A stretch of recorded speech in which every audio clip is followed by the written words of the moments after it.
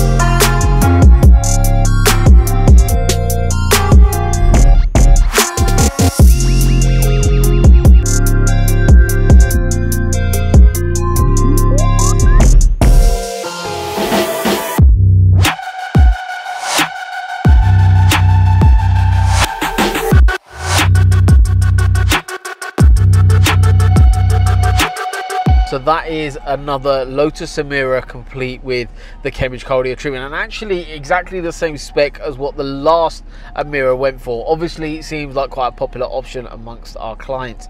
So just to recap, we've actually done a couple of videos on the Emiras now. So one was sound off, so that's well worth watching. So that compares the KEF audio system to what we actually put in, and that's actually the same system that we've got in this vehicle. Now this system is really nice because it doesn't go too over the top, but it does sound really nice in here.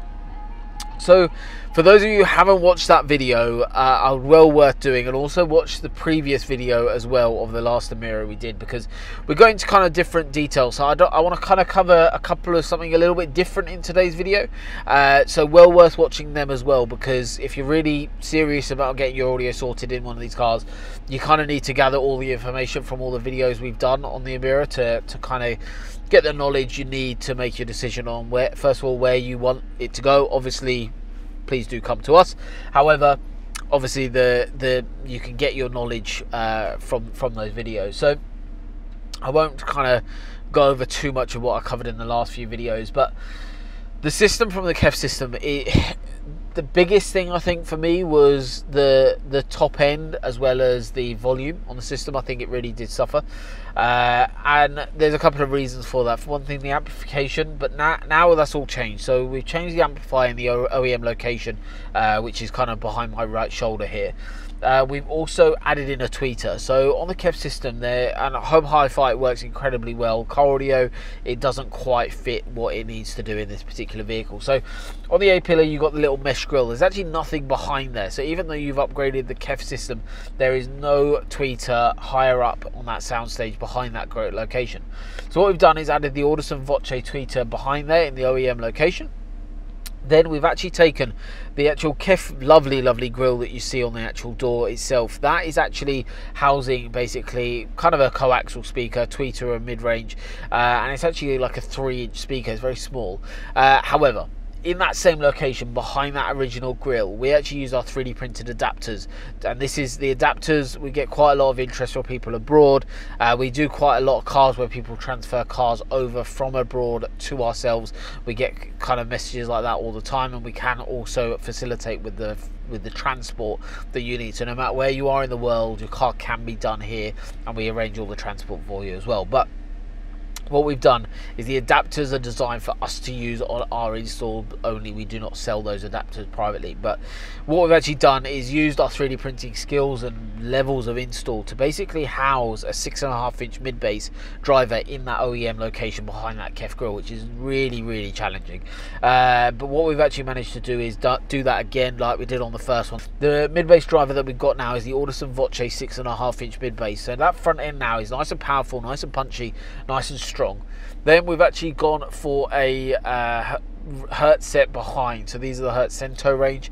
The premium range are out of stock, and with Hertz and Audison, they're the same manufacturer, and basically when something is out of stock, the manufacturer upgrades us for free. So we've done exactly that for a client. We've upgraded the premium range. We're out of stock for when we need to do the install, which was absolutely fine because they've upgraded the set free of charge for our client, which is always nice. And that is the relationship we have with our suppliers. So got a nice little cheeky upgrade at the back there. Then we've got the Prima 10-inch active sub mounted and bolted down behind the passenger seat. Doesn't conflict with actual seat movement, still leaves plenty of room, as much room as you get in a Lotus Emira, but leaves loads of room. But that depth from that sub absolutely kicks. But that's enough talking. Let's go through, have a listen to the system, see what you guys actually think. So I'm going to play a couple of tracks for you guys. Alright, volume wise, that's less than half. I think that would have been full on the original system pretty much.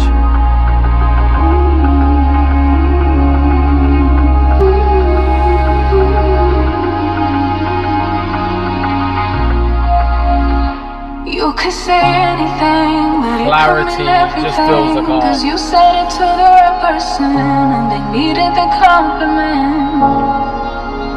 But it's in a second, you could say you're in love with them, but it won't mean.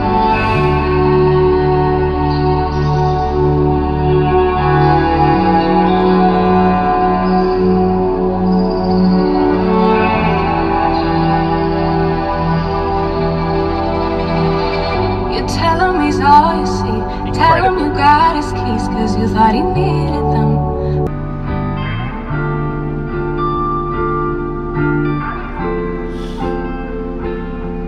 I hate this beer, it tastes so different. I hate this beer. You've also got sub-level control just on the side of the steering wheel, so you can very easily just adjust that up and down. And I'd probably run that on about kind of 1/2 to 3/4 personally. When the sub's very close to you as well.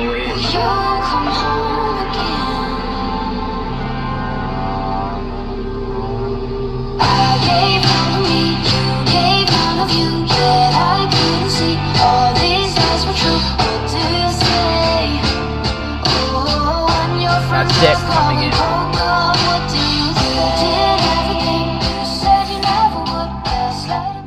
I mean, just from where a car, especially this car with the KEF system, where it came into us, and if you own one of these cars and watching today's video, you probably know all about what I'm on about. That it's just a little bit disappointing for the level of car. For the rest of the car is absolutely phenomenal, and even the design of like the KEF grills, everything looks phenomenal in here. It's just the sound. It just is just a little bit disappointing. Now completely changed. I mean, that OEM look, I mean, there is, yes, a little bit of space taken up with the sub, but that is bolted down, so that's nice and stable. So if you are tracking this car, it's bolted down, it's not going to go anywhere. But in terms of the actual lightweightness design, this client does take his car on track. So what we actually have done is use the 2mm liner instead to reduce weight a little bit for our client, but added a couple of extra sheets to the system to basically reduce that road noise still, but not add too much weight to the system, rather than 2mm rather than 3mm. So there's lots of different options that we go through. So every system is kind of custom built to our client, and this is the nice thing. When like this client came by, met us, we can then configure stuff exactly to how they need it. But overall, another Lotus Emira complete with a Cambridge corridor treatment. All the work behind the scenes, phenomenal. Boys have absolutely smashed this one out. Looks really good. And the thing is, with our systems, we don't rush them.